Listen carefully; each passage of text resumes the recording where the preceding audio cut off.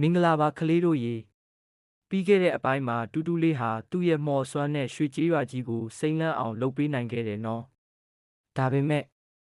အဲ့ဒီညမှာပဲတောအုပ်အနက်ပိုင်းကနေထူးဆန်းတဲ့အပြာရောင်အလင်းတန်းကြီးထွက်ပေါ်လာတာကိုတူတူမြင်လိုက်ရတယ်အဲ့ဒီအလင်းတန်းကဘာလဲဆိုတာတူတူနဲ့တူသွားကြည့်ကြရအောင်တူတူဟာရွာသားတွေအိမ်မောကြနေချိန်မှာတောအုပ်ထဲကိုတယောက်တည်းထွက်လာခဲ့ပါတယ်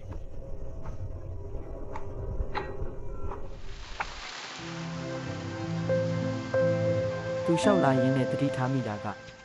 သူခြေလန်းလိုက်တဲ့နေရာတိုင်းမှာပန်းလေးတွေပွင့်လာတာပါပဲတူတူရဲ့စွမ်းအားကပိုပြီးပြင်းထန်လာပုံရပါတယ်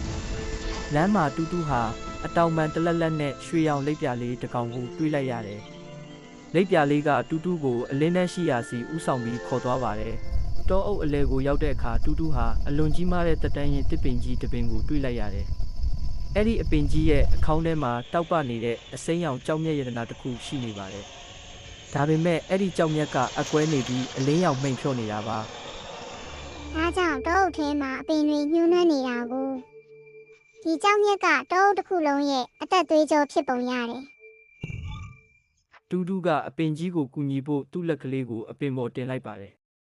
ဒါပေမဲ့ဒီတစ်ခါမှာတော့သူ့ရဲ့စွမ်းရည်တွေကအပင်ကြီးတဲကိုစီးဝင်သွားပြီးတူတူလေးဟာတဖြည်းဖြည်းအားနည်းလာပါတယ်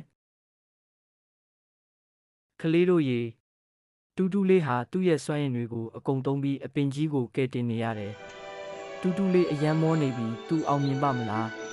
။နောက်ဆုံးမှာတော့ဝုန်းဆိုတဲ့အတန်ကြီးနဲ့အတူကြောက်မြက်ရတနာဟာပြန်လဲဆက်သွားပြီးတောအုပ်တစ်ခုလုံးဆူရှာတောက်ပတဲ့အလင်းတွေနဲ့ပြည့်သွားပါတယ်။အပင်ကြီးကပြန်လဲရှင်တန်လာပြီးတူတူကိုကျေးဇူးတင်တဲ့အနေနဲ့မော်စကားပြောနိုင်တဲ့တည့်ရွက်တစ်ခုလက်ဆောင်ပေးလိုက်ပါတယ်။တောအုပ်ကြီးပြန်လဲလန်းဆန်းသွားပေမဲ့အမှောင်ထဲကနေနီးရဲတဲ့မျက်လုံးတစ်စုံကတူတူတို့ကိုစောင့်ကြည့်နေပါတယ်။အဲ့ဒါကတော့တောအုပ်ရဲ့စွမ်းရည်တွေကိုခိုးယူခြင်းနေတဲ့မကောင်းဆိုးဝါးကြီးကမ်းမဲကြီးပါပဲ။တူတူလေးဟာအားရင်ကုန်ခန်းပြီးလဲကျသွားချိန်မှာကြီးကမ်းမဲကြီးကကြောက်မြက်ရတနာကိုလူယူဖို့ပြန်တန်းလာပါတော့တယ်။ကြီးကမ်းမဲကြီးကသူ့ရဲ့တံမဏိလိုမှကြောတဲ့ခြေသေးတွေနဲ့တူတူကိုကုတ်ဆွဲတော့မဲ့အချိန်မှာပဲဟေ့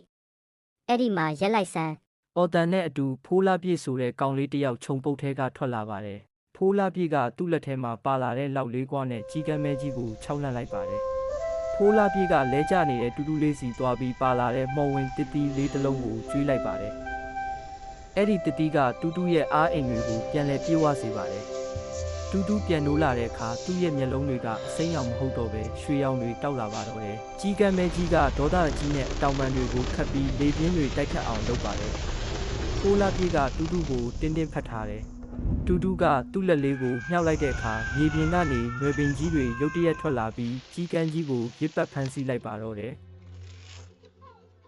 နောက်ဆုံးတော့ကြီးကမ်းကြီးဟာအရေးနှိမ်ပြီးအမှောင်ထဲကိုထွက်ပြေးသွားရတာပေါ့။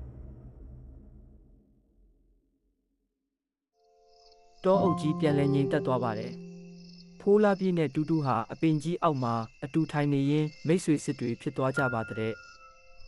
ဒါပေမဲ့အပင်ကြီးရဲ့အောက်ခြေမှာထူးဆန်းတဲ့မြေပုံဟောင်းတစ်ခုကိုဖိုးလာပြေးကတွေးလိုက်ရတယ်။